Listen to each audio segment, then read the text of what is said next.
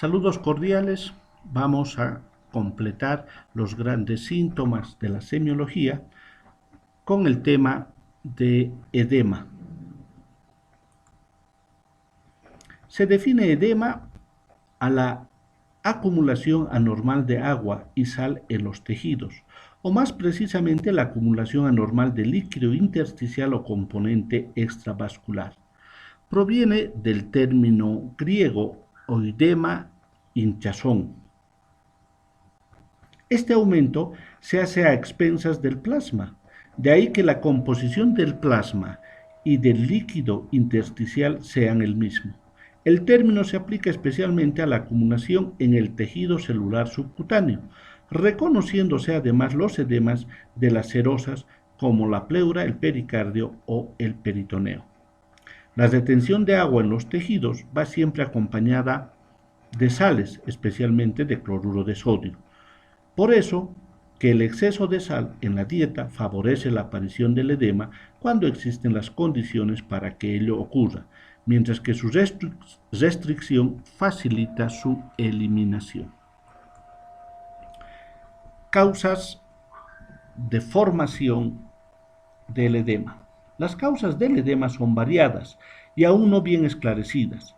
En condiciones normales, la distribución del agua entre la sangre y el intersticio se mantiene equilibrada por efecto de las presiones hidrostática y la presión oncótica.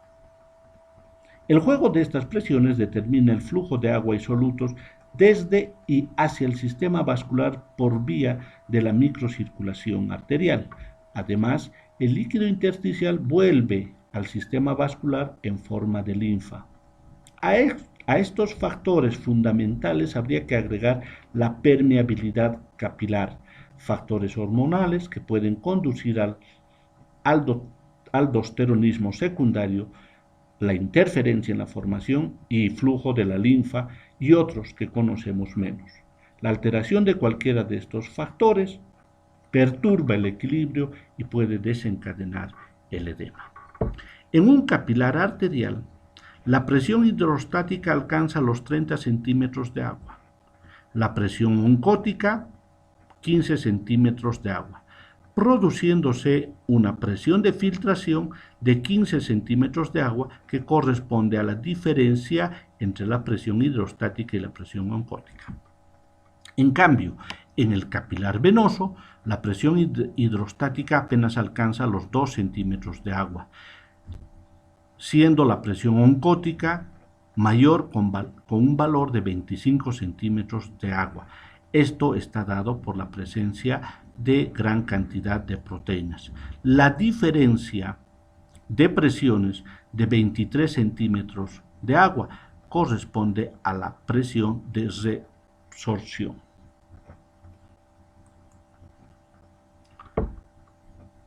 La patogenia del edema puede considerar los siguientes factores: aumento de la presión hidrostática.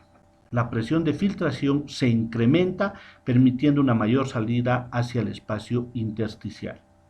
2. Disminución de la presión oncótica. Esta presión es la encargada de devolver a la circulación sanguínea el líquido intersticial remanente.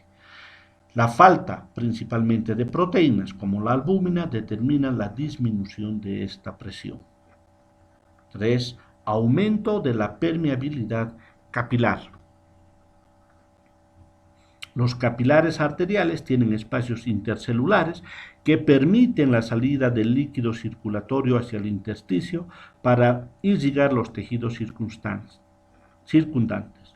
La alergia, la anoxia, las toxinas bacterianas y sustancias químicas producen dilatación vascular con incremento de estos espacios, provocando la salida de mayor cantidad de líquido, sales y proteínas, dando lugar a un edema rico en proteínas. Aumento de la presión oncótica a nivel del líquido intersticial. El drenaje venoso se ve dificultado por obstrucción de los capilares venosos El líquido intersticial no puede retornar a la circulación sanguínea. Al igual que en el anterior, el componente rico en proteínas provoca la salida de mayor cantidad de líquido desde los capilares arteriales. Obstrucción linfática. Los vasos linfáticos drenan el remanente de líquido intersticial que no retornó al torrente circulatorio, y todos estos vasos confluyen en el conducto torácico que desemboca en la vena cava, devolviendo el líquido a la circulación mayor. Obstrucción de estos vasos producidos por procesos inflamatorios como la linfangitis, la filariasis o resecciones traumáticas en accidentes o vaciamientos ganglionares en cirugías por cáncer dificultan el drenaje de la linfa, provocando edema. El interrogatorio debe estar centrado a las características y al tipo de edema que se presenta. Las preguntas: si el edema se trata de un proceso localizado o generalizado, tiene que ver con que el edema localizado afecta una zona limitada del organismo y obedece en general a causas fácilmente precisables. El edema generalizado afecta a todo el organismo, se acompaña de mayor o menor grado de oliguria y puede ser leve, moderado o intenso. Cuando es muy intenso, además de los tegumentos, puede comprometer las pleuras, a veces el peritoneo e inclusive el pericardio. Cuando ocurre todo lo anterior, podemos hablar del término de anasarca. Tiempo de evolución. Al hablar del tiempo de evolución del edema, la pregunta se centra en los horarios de aparición y el tiempo en el cual se ha formado el edema. Ha sido un edema que ha ido incrementándose paulatinamente o tiene ciertos horarios predilectos para su presentación: en la mañana, en la tarde, en la noche. Volumen urinario. En el interrogatorio de los volúmenes de orina de micción, se debe hacer énfasis a si el edema se acompaña con disminución del volumen urinario o en qué momentos del día este volumen decrece y en qué momentos también se incrementa. ¿Existe algún antecedente cardiológico como desencadenante? ¿Hay un aumento brusco de peso relacionado con el edema? O también preguntar sobre la presencia de otro tipo de síntomas. En la exploración física del edema es importante mencionar la presencia de algunos signos característicos y propios del edema.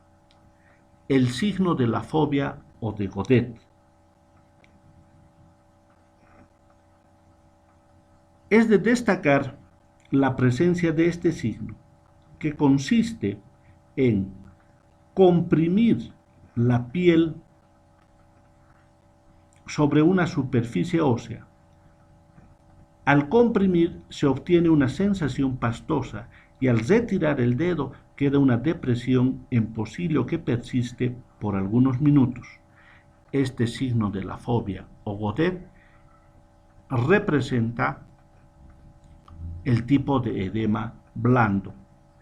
Es, por demás, uno de los signos que va a permitir discriminar el tipo de edema duro o blando.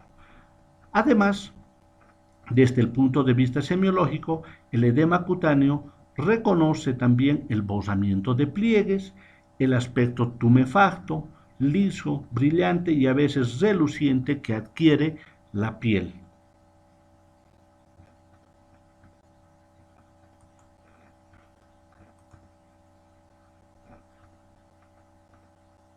Destacamos la forma como se realiza el signo de la fobia o el signo de Godet. Compresión de la piel sobre una estructura ósea que deja marcada una depresión que posteriormente va a ser rellenada de acuerdo a la intensidad de la acumulación de líquido. Tipos de edemas. Semiológicamente también se distinguen diferentes tipos de edemas. Debemos destacar los edemas duros y los edemas blandos. El edema duro no presenta el signo de la fobia. Los edemas blandos se caracterizan por presentar el signo de la fobia o Godet. Edema inflamatorio se acompaña de la tetrada de Celso, dolor, rubor, calor y tumor, que constituye el edema, o el edema no inflamatorio. Desde el punto de vista clínico, es mejor hablar de dos tipos de edema: el edema localizado y el edema generalizado. El edema generalizado afecta a todo el organismo y puede acompañarse de síntomas urinarios como la oliguria y puede llegar a comprometer inclusive hasta las cerosas.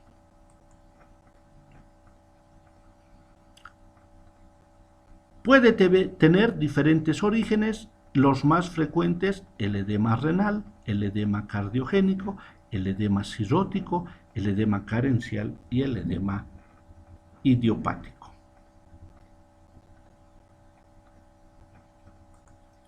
El edema renal es un componente fundamental del síndrome nefrítico y nefrótico. Se relaciona con permeabilidad glomerular aumentada, presencia de hipoalbuminemia por proteinuria, mayor reabsorción de sodio y agua, con aumento de secreción de aldosterona. Semiológicamente es un edema de tipo blando, con Godet positivo, tiene una piel pálida, de presentación matinal, no se distribuye por efecto de la gravedad y compromete a la cara, dando un aspecto bultuoso, y no se reduce con el reposo. Aparece en la mañana y desaparece en horarios de la tarde. El edema cardiogénico es un componente de la insuficiencia cardíaca congestiva. Hay alteración a nivel del gasto cardíaco con aumento de la presión hidrostática capilar. Es un edema periférico con afectación del ventrículo derecho. Se presenta habitualmente en los miembros inferiores. Tiene una coloración cianótica. Tiene el signo de Godet, pero con una tendencia a ser más duro que el edema renal. Se presenta en horarios de la tarde y de la noche. Sigue la gravedad y reduce con el reposo. No compromete a la cara. El edema cirrótico es un componente de la cirrosis hepática. Se origina por hipertensión portal. Se caracteriza del comprometer a la piel y principalmente al peritoneo. Tiene buena tolerancia para el decúbito. En la piel se limita a la mitad inferior del cuerpo.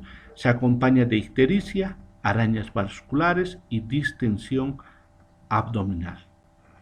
El edema carencial puede llamarse también edema de hambre. Hay una pérdida exagerada de proteínas o por una mala absorción intestinal. Se produce por hipoalbuminemia con disminución de la presión osmótica. Un edema de tipo cíclico que se presenta en mujeres con variaciones del peso durante el día, con distensión abdominal y trastornos hormonales, ha sido denominado edema idiopático. La conjunción de estos edemas con la aparición de edemas generalizados intensos que comprometen las serosas, pleuras, peritoneo, incluso pericardio, se ha denominado anasarca. Gracias.